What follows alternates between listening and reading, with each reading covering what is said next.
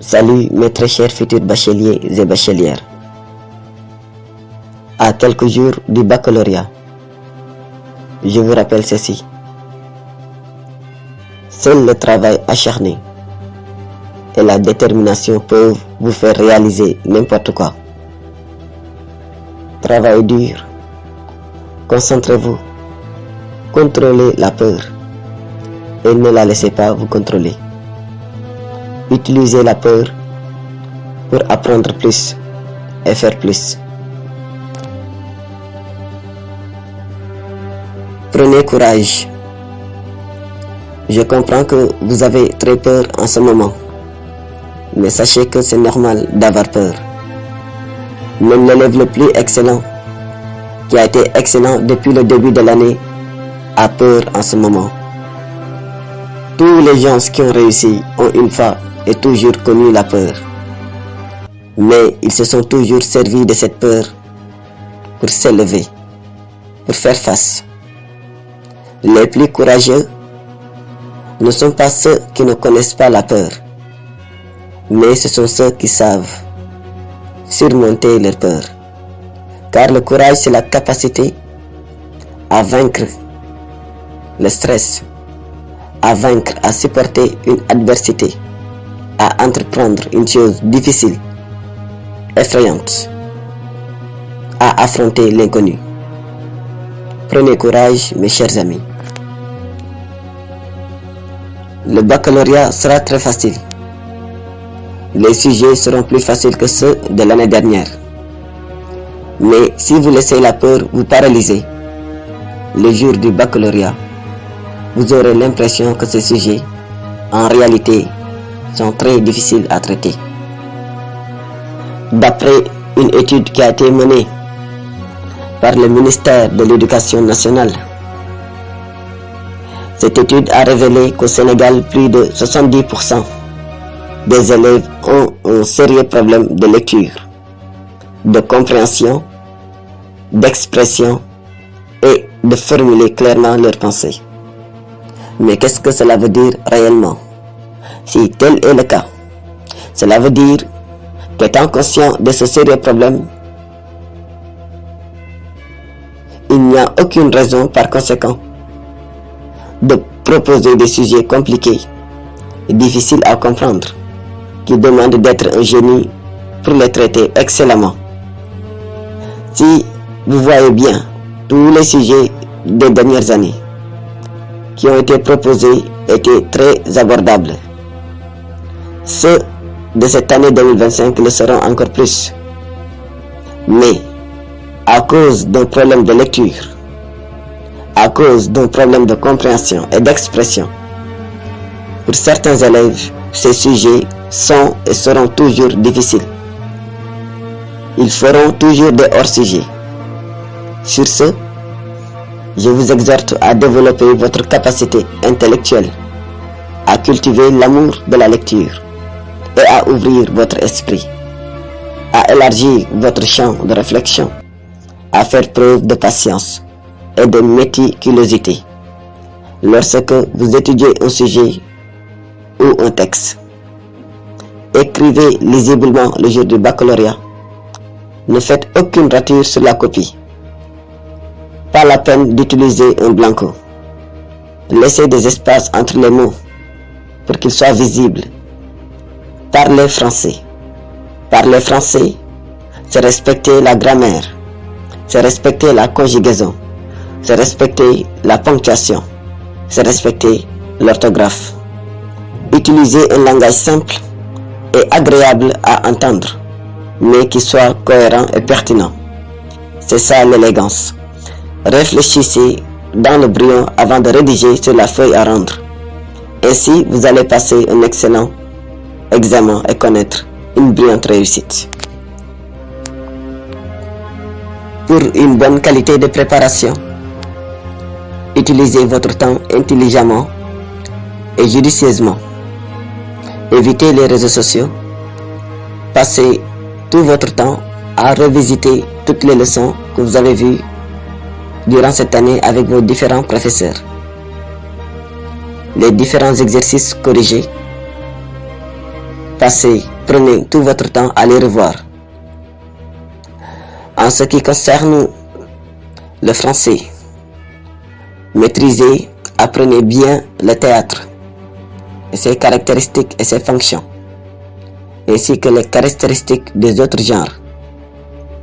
Préparez-vous sur les sujets comparatifs entre le théâtre et le roman, le théâtre et la poésie, mais maîtrisez bien le théâtre, bien même le théâtre. Et toutes les fonctions, que ce soit du roman, de la poésie, de la littérature. Maîtrisez bien tous les domaines en philosophie, que ce soit le domaine 1, le domaine 2, le domaine 3 et le domaine 4. Les sujets maintenant qu'on propose sont des sujets transversaux, c'est-à-dire des sujets qui embrassent à la fois plusieurs chapitres du programme, plusieurs leçons à la fois. Dans le domaine 1, qui concerne la réflexion philosophique, et le domaine 3 qui concerne l'épistémologie, attendez-vous à des sujets du genre: la réflexion philosophique peut-elle freiner les dérives de l'IA, de l'intelligence artificielle? La réflexion philosophique est-elle un frein au progrès technologique?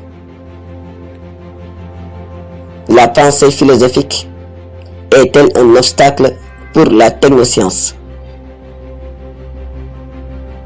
Philosopher, est-ce refuser d'être en phase avec la modernité? Philosopher, c'est être dans le monde tout en refusant de vivre comme le monde. Expliquer et puis discuter. Le philosophe est-il pris en compte dans une ère où l'IA émerveille, séduit et satisfait pleinement le monde? La philosophie est archaïque et dépassée par l'IA. Êtes-vous de cet avis? La philosophie est une activité caduque dans un monde gouverné par le couple de la technoscience. Qu'en pensez-vous? L'intelligence artificielle rend-elle le monde meilleur avec ou pire sans l'éthique philosophique? Peut-on s'entendre avec la société en restant critique sur ses pratiques? Peut-on vivre en harmonie avec la société en refusant d'épouser ses contours au nom de la philosophie? Ce sujet porte sur les enjeux, finalités et perspectives de la philosophie. Le philosophe est-il le bien-aimé de sa société? Le philosophe est-il l'ennemi et l'adversaire de son temps? La morale philosophique est-elle compatible avec la morale politique? L'esprit philosophique est-il en déphasage avec l'esprit politique? Un vrai philosophe peut-il être un modèle sur le plan religieux? Peut-on être un guide religieux en philosophant? Méfiez-vous de ce genre de sujets qui portent sur les relations, qui peuvent être conflictuelles ou harmonieuses, que la philosophie entretient avec sa société, avec l'État, avec la religion. Dans le domaine 2, attendez-vous à ce genre de sujet. Le dialogue est nécessaire dans une aspiration de démocratie. Expliquer et puis discuter. Le dialogue national est-il une solution ou une fine manipulation du peuple par l'État? Par le dialogue, un État peut-il demeurer plus fort et plus efficace dans ses tâches? Un État qui priorise le dialogue fait-il du chef de l'État un homme faible ou un homme sage? Mettre en avant le dialogue affaiblit-il la puissance de l'autorité? Prioriser le dialogue diminue-t-il la crainte des citoyens vis-à-vis des lois fixées par l'État? La loi doit protéger. Point. La loi ne doit pas piéger. Qu'en pensez-vous? L'État peut-il rester neutre dans le jeu politique? Celui qui dirige l'intérêt de tous doit-il être un chef d'un parti politique?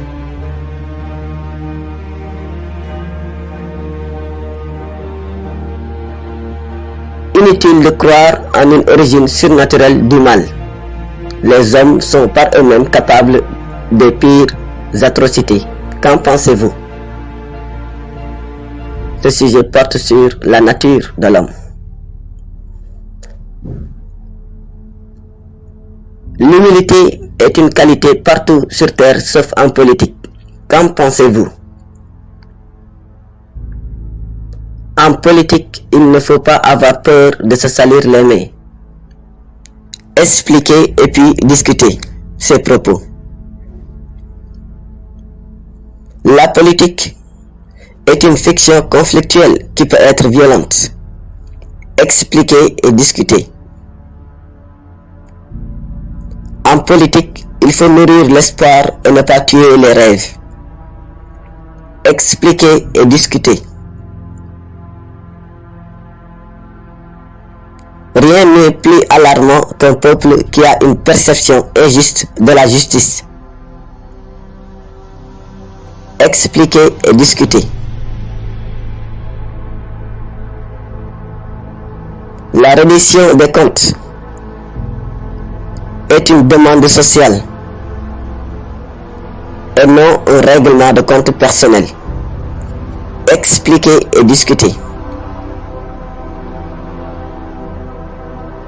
L'État doit faire un règlement de compte et non un règlement de compte personnel.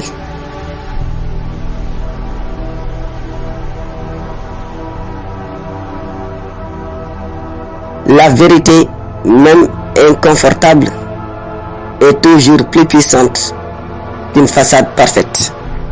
Expliquer et discuter. Donc là, vous avez des sujets qui portent sur l'État. Et le sujet que je viens de lire, la vérité, même inconfortable, est toujours plus puissante qu'une façade parfaite. Ce sujet porte sur le langage, le pouvoir du langage, qui a un rapport aussi avec la réflexion philosophique. Faut-il tout dire? L'intelligence artificielle rend-elle l'homme plus heureux et plus libre? Peut-on être heureux, réussir sa vie sans travailler? Le travail rend-il libre et heureux le travailleur? Là, vous avez des sujets qui portent sur le travail. Maintenant, venons-en au sujet qui porte sur la culture et sur l'art. La culture désunit plus qu'elle unit. Le progrès de la civilisation humaine est-il une menace pour l'environnement et l'équilibre de l'écosystème? La culture fait l'homme, point virgule, la culture détruit l'homme. Expliquer et discuter. Donc là, vous devez montrer les aspects positifs et négatifs de la culture.